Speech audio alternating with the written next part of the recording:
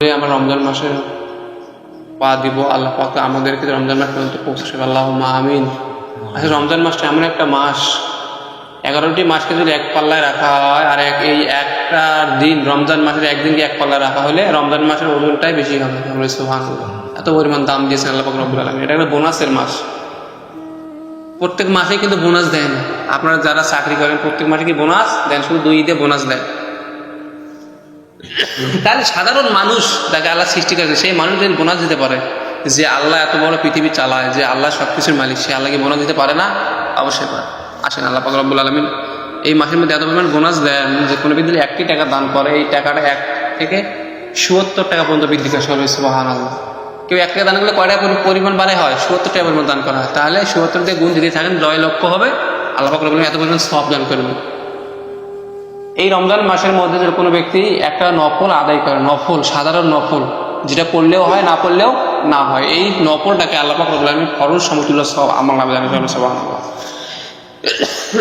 আসুন, রমজান মাস আমরা আল্লাহ পাক রব্বুল আলামিন কোরআনের মধ্যে কি বলতেছে?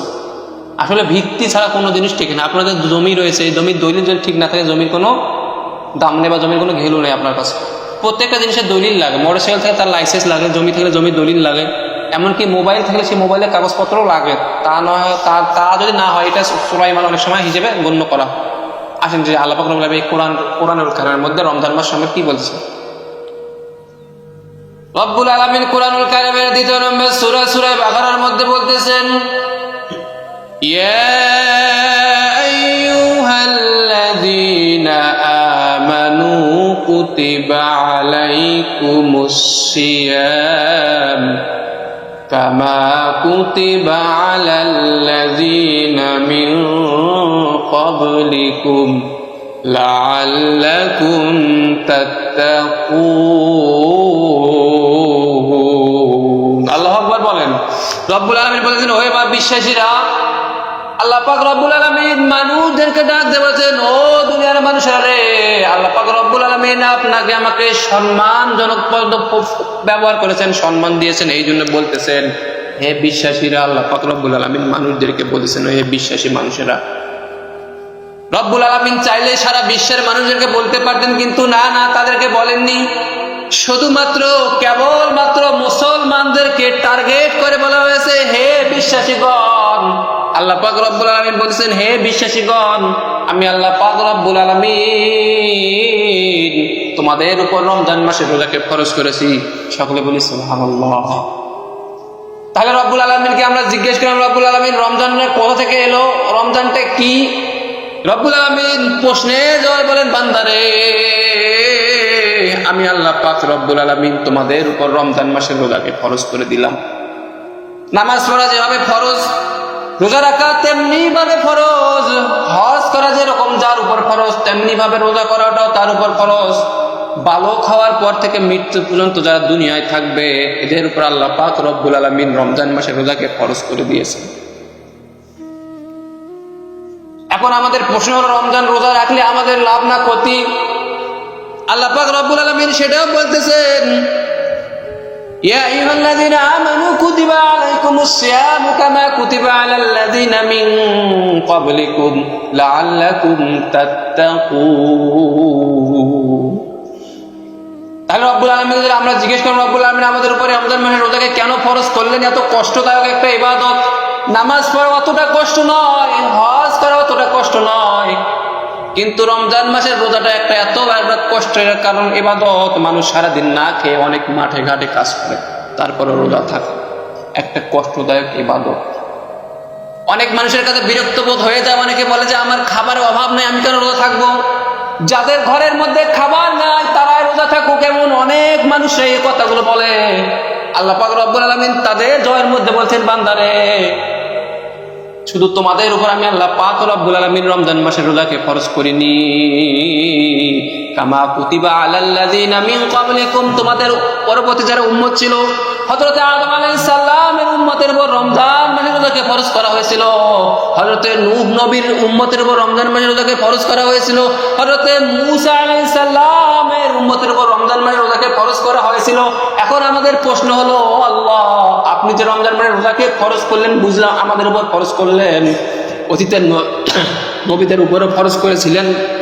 আল্লাহ পাক রব্বুল আলামিন সেটাই বলতেছেন, শুধু আমি আল্লাহ পাক রব্বুল আলামিন তোমাদের উপর রমজান মাসের রোজাকে ফরজ করিনি, পূর্বের যত নবী ছিল, যত মানুষ ছিল দুনিয়ার মধ্যে, সমস্ত মানুষের উপর আমি আল্লাহ পাক রব্বুল আলামিন রমজান মাসের রোজাকে ফরজ করে দিয়েছিলাম। তাহলে শুধু আমাদের উপর রমজান মাসের রোজা ফরজ নয়, পূর্বে যত মানুষ ছিলেন দুনিয়ার মধ্যে, দুনিয়া সৃষ্টির পর থেকে যত মানুষ এসেছিল দুনিয়ার মধ্যে, সমস্ত মানুষের উপর রমজান মাসের রোজাকে ফরজ করা হয়েছিল। কেন ফরজ করা হয়েছিল? এটা আপনার আমার প্রশ্ন। আসলে আল্লাহ পাক রব্বুল আলামিন উত্তরে কি বলেন? রব্বুল আলামিন বলেন, আল্লাযী কামা কুতিবা আলাল্লাযীনা মিন ক্বাবলিকুম লাআল্লাকুম তাত্তাকুন। রব্বুল আলামিন বান্দা জয় বলেন, বান্দারে শোনো শোনো, আমি আল্লাহ পাক রব্বুল আলামিন অনর্থক কোনো কাজে করি না। পৃথিবীর যত কাজ রয়েছে সমস্ত কাজে কোনো না কোনো উদ্দেশ্যের মাধ্যমে সৃষ্টি করেছি। আমরা মসজিদে এসে যে উদ্দেশ্যে নামাজ পড়া, অনুরূপভাবে আল্লাহ পাক রব্বুল আলামিন রমজান মাসের রোজাকে এমনি এমনি ফরজ করেনি, লাআল্লাকুম তাত্তাকুন, যাতে করে আমার বান্দারা রমজান মাস পেয়ে যান, লাআল্লাকুম তাত্তাকুন, তাকওয়া অর্জন করতে পারে। সকলে বলি সুবহানাল্লাহ।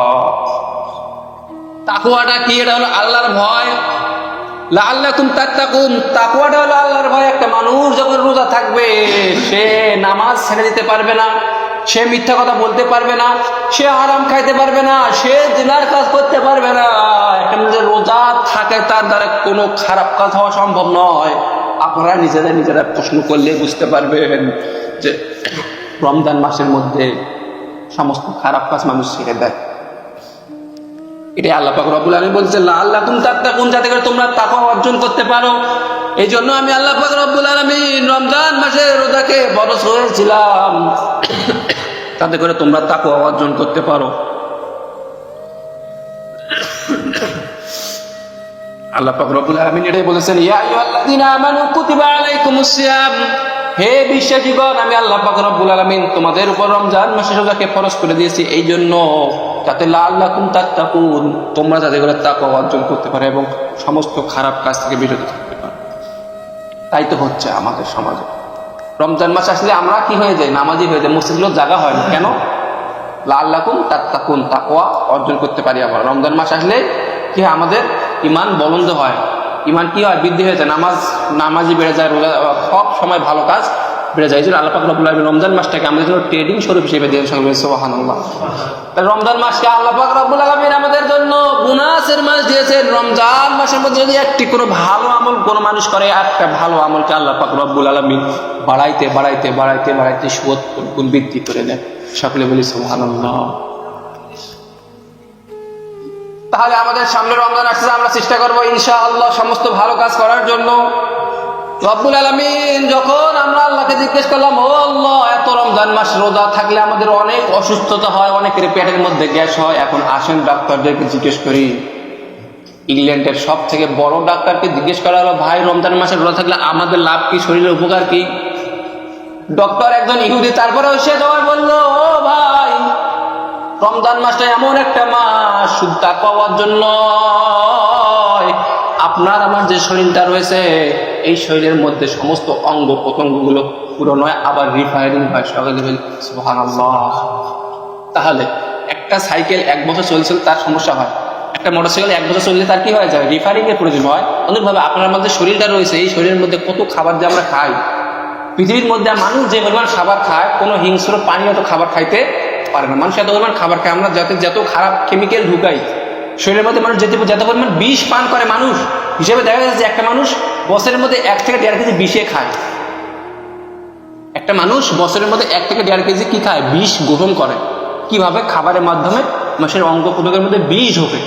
এই আল্লাহ পাক রব্বুল আলামিন এই রমজান মাসের রোজার কারণে মানুষের শরীরের অঙ্গ প্রত্যঙ্গগুলো রিফায়ারিং হয়, ঝালাই হয়, মজবুত হয়। যেন আল্লাহ পাক রব্বুল আলামিন এই ডাক্তার এই রিপোর্টটা দিল, সব থেকে বড় ডাক্তারের কাছে রিপোর্ট আসলো যে কোনো ভিতরে ঠিক মতো রোজা রাখে, তার শরীরের সমস্ত রোগ বালাই ক্ষমতা বাড়ে। সুবহানাল্লাহ। তাহলে বৈজ্ঞানিক বলল, ও ভাই, যারা রোজা রাখবে এদের শরীরের মধ্যে অনেকগুলো ভালো যেগুলো সমস্যা থাকবে, যত অসুস্থতা থাকবে, আল্লাহ পাক রব্বুল আলামিন তার শরীরের মধ্যে এমন এগুলো অ্যান্টিবায়োটিক তৈরি করে দেবে রোজা থাকার কারণে, সে সমস্ত রোগ থেকে সেফ থাকবে। সকলে বলি সুবহানাল্লাহ। তাহলে আমরা দেখা গেছে যে রোজা থাকলে অনেকের শরীরের মধ্যে গ্যাস হয়, অনেকে বিভিন্ন কথা, এটা সম্পূর্ণ মিথ্যা কথা। আপনারা চেষ্টা করেন, যারা বেশি খায় তারা তত তাড়াতাড়ি মারা যায়। এত রোগ কেন আমাদের? আমাদের আগের মানুষের যে খাবারটা খাচ্ছে তার চাইতেও আমরা তার অর্ধেক খাইতে পারি না, তারা না খাওয়ার কারণে আমরা অসুস্থ হয়ে মারা যাচ্ছি। আমাদের এখন সমাজের মধ্যে যত পরিমাণ রোগ, আমাদের দাদা বা আমাদের দাদার বাপদেরকে জিজ্ঞেস করবেন, তারা এত পরিমাণ রোগ বুঝতেই না। এত পরিমাণ রোগ যে এখন আমরা দেখতেছি, ডায়াবেটিস বলেন, বিভিন্ন সমস্যা, হার্ট অ্যাটাক বলেন, এত রোগ আগে ছিলই না। কেন ছিল না? খাবারের মধ্যে ঝামেলা ছিল না আগের জমানায়। যে এখন যত ঝামেলা আসছে তত রোগ বৃদ্ধি হচ্ছে। সমস্ত খাবারের মধ্যে কেমিক্যাল ঢুকতেছে, সমস্ত খাবারের মধ্যে বিষ দিচ্ছে। এই বিষগুলো যাচ্ছে কোথায়? সমস্ত খাবারের মধ্যে বিষ প্রয়োগ ছাড়া কোনো ফসল আপাতত এখন হচ্ছে না। মানে যেই সেই ফসলের মধ্যে বিষ প্রয়োগ করা হয় না, সেই ফসল হয় না। তাহলে এই বিষগুলো আমরা খাচ্ছি, আমাদের শরীরের মধ্যে রোগের বাসা বাঁধতেছে। কোনো ব্যক্তি ঠিকমতো রোজা রাখে, আল্লাহ পাক রব্বুল আলামিন এই রোজার কারণে তার শরীরের অঙ্গ প্রত্যঙ্গগুলো ঠিক করে দিবেন, মজবুত করে দেবেন।